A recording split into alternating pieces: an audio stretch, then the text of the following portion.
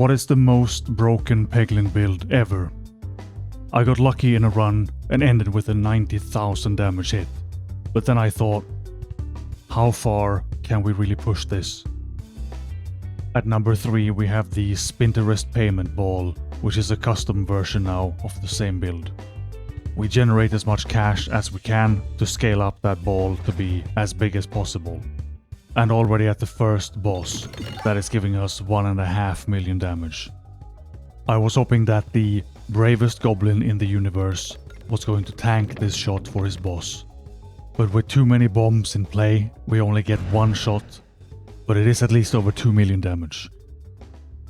A kind big brain in the comments suggested to try this with a seed where we have only question mark rooms. Then we combine that with the sprouting Spinvestment relic, where you gain 20% of your gold every time you enter a question mark room. So we could cap the ball at 999 damage and then combine that with crit multipliers for some extra big slaps. But surely it's possible to do more than 6.7 million damage. Next I thought, how high can we go with crit multipliers? And what goes well with crits? Well, some crit balls and relics, sure, but my main idea was to maximize Spiness stacks, since that gives us more crit damage. This does rely a bit on multiballs, because we need to hit a lot of pegs to really push those numbers. 2,750 crit multipliers and 11.6 million damage is a fairly solid start. There were some problems.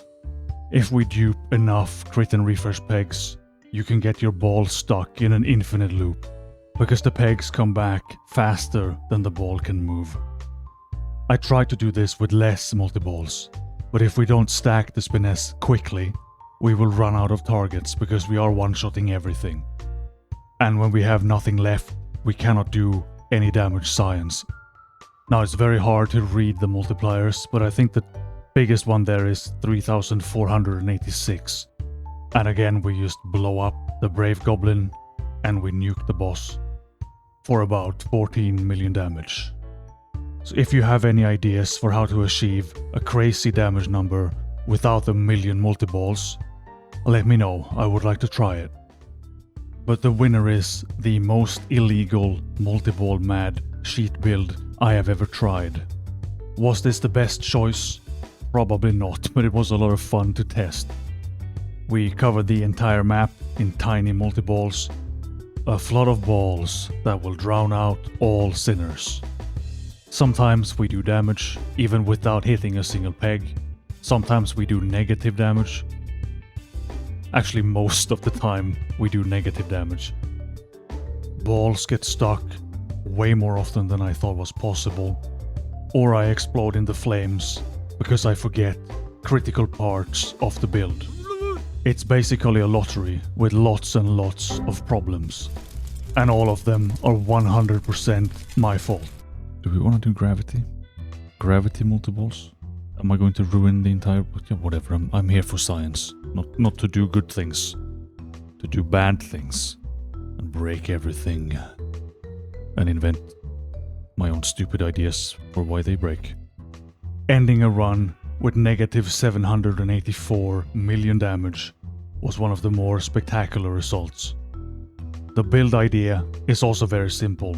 We have the multipliers at the bottom of the map, and we have as many balls as possible, and we just let the math go wild. And in the end, the highest number seen by any goblin boy is just over 2 billion damage. The only thing I can say with 100% certainty is that the Mushroom Man will not be in Peglin 2.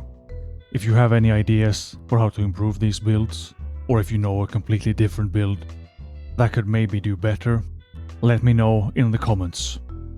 And if you like this, maybe you would also like to see what happens when we do try to summon 1,000 balls. Thank you for watching.